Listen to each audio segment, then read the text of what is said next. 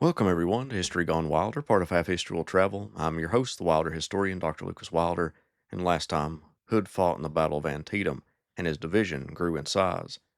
Now, the young general survives the winter of 1862 and 1863 and fights in the Gettysburg campaign. If you like what I do, please consider subscribing to the channel if you haven't done so already, join the Patreon page, and purchase something from one of my online stores. Every little bit helps. Thank you. The Union Army of the Potomac, now under a new commander, Ambrose Burnside, moved from his position around Warrenton, Virginia, and headed toward the Virginia town of Fredericksburg. Robert E. Lee and the Confederate Army in Northern Virginia awaited him there in December 1862. A delay in getting pontoon bridges sent to the Union Army resulted in the Confederates having time to entrench and prepare for any attack that Burnside may launch. John Bell Hood and his division occupied the center of the rebel line, with his right resting on Stonewall Jackson's battle line, and his left anchored on George Pickett's division. As the Confederates waited for an attack, Hood and Jackson had a deep conversation about what they believed would happen to them during the war. Hood commented that he believed he would be wounded, but that he would survive. Jackson admitted that he didn't expect to see the end of the war. During the Battle of Fredericksburg, Hood could hear the roar of battle, but it never materialized in his front. At one point, an enemy column got close and he sent Evander Law's brigade to throw them back and secure Jackson's left flank. He recalled the brigade before it got outside of supporting distance. Other than that, the battle was uneventful for Hood. In James Longstreet's official report, Hood's corps commander stated, "The attack was made as had been anticipated. It did not appear to have all the force of a real attack, however, and General Hood did not feel authorized to make more than a partial advance. When he did move out, he drove the enemy back in handsome style." In the post-war years, Longstreet insisted that the report was meant to censure Hood, but that he didn't critique him too much because Hood was a favorite of Lee. Longstreet's statement may have been true, but he wrote it after Hood was dead and could give no rebuttal. Following the Battle of Fredericksburg, both armies settled down into winter quarters. With free time on their hands, Hood's men went to work making life as comfortable as possible for themselves. At one point, they constructed a log theater where bands played music. One of the bands was a trio dressed in blackface. One of the most exciting moments of the winter was when Hood's men formed battle lines and battled against themselves and other divisions in a snowball fight. His men also began to search far and wide for better food than army rations.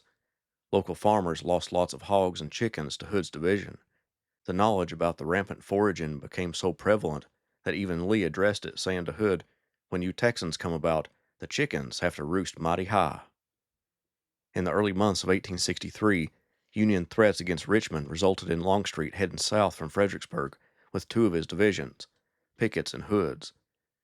Longstreet was to gather supplies and most importantly food from around southern Virginia and northern parts of North Carolina.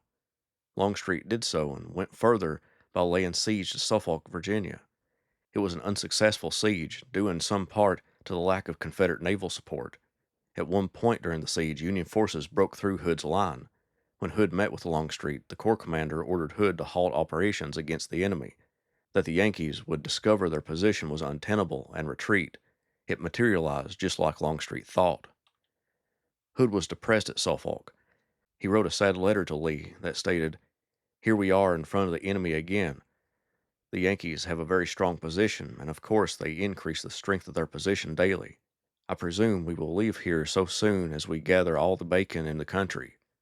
When we leave here, it is my desire to return to you. If any troops come to the Rappahannock, please don't forget me." Before and after the siege of Suffolk, Hood and his men remained outside of Richmond. Both the general and the rank and file would flood into the city. It was during this time that Hood became ingrained in the social circles of Richmond, specifically attending the parties and get-togethers of the Preston and Chestnut families, eventually getting to know the famed diarist, Mary Chestnut. Not only did he mix with Richmond society, but he also became friends with President Jefferson Davis and the First Lady, Varina Davis. While outside of Richmond, Hood's division got into some trouble. They received much-needed clothes, including shoes, but absent in the issuance was headwear. The infantrymen discovered a way to solve their problem. Hood's men would stand by the railroad tracks, and as passenger trains passed by, they would cheer, which would cause the passengers to open the windows and cheer back. However, some of Hood's men were armed with tree limbs and would knock the passengers' hats out of their hands and off their heads when they stuck themselves out of the windows. This went on for a while until a brigadier general and several members of the Confederate Congress were victims. Hood was supposed to attend a picnic with the Richmond elite when he was recalled to join Lee in what would become the Gettysburg campaign. Instead of a picnic, the ladies that were supposed to join them came to see them off, bringing a bouquet to Hood, who took one of the flowers and placed it in his Bible that his mother had gave him. One of the ladies commented that the Bible looked like it had been used very little by Hood. Near Culpeper, Hood was invited to bring himself and his people to the grand review of Cavalry Commander Jeb Stuart's entire force. The statement to Hood meant for Hood to bring any of his staff with him, but Hood brought his entire division to the review. Upon shaking hands with one of Stuart's subordinates, Hood said, "You invited me and my people, and you see I have brought them." Hood and the rest of Longstreet's corps pushed northward on the Gettysburg campaign, using the Blue Ridge to conceal their movement north. They made it to Chambersburg, Pennsylvania, and when A.P. Hill's corps became engaged on July 1st outside of the town of Gettysburg, Longstreet began to bring up his corps. Hood and his division traveled through the night of July 1st, getting some rest along the way. Hood rode ahead and on the early morning of July 2nd found Longstreet and Lee. Lee told him and Longstreet that the enemy is here, and if we do not whip him, he will whip us. Hood and Longstreet talked alone at one point, and Longstreet remarked, "The general is a little nervous this morning. He wishes me to attack. I do not wish to do so without picket. I never like to go into battle with one boot off." One brigade of Hood's division were late getting to the battlefield, that of Evander Law. Law's brigade was performing picket duty, and it would take some time for them to make it to the extreme Confederate right flank. Longstreet decided to wait on Law before attacking. Hood was supposed to attack through a rocky place called Devil's Den and up two hills called Big Round Top and Little Round Top. Hood didn't like the looks of the situation and sent messengers to Longstreet, insisting to move further to the right and take him from the rear. But Longstreet assured Hood that he couldn't change the plan that Lee outlined.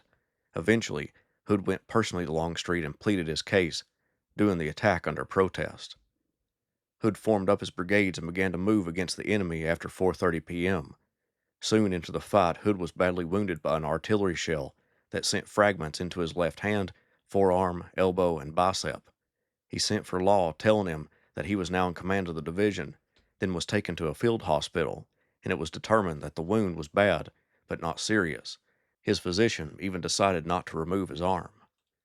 Hood's troops gained some ground, but it was a bloody attack that didn't gain any significant advantage.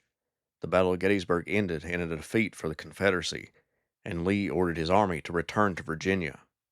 Hood shared an ambulance with cavalry officer Wade Hampton as the wagon bounced across the landscape. Both men were miserable. Hood's wound didn't let him lie down because it was uncomfortable, and Hampton couldn't sit up. The jostling of the wagon just made it all worse. Hood remained in the Shenandoah Valley recovering from his wounds, and he would recover quickly. By August, he was already thinking about traveling to Richmond.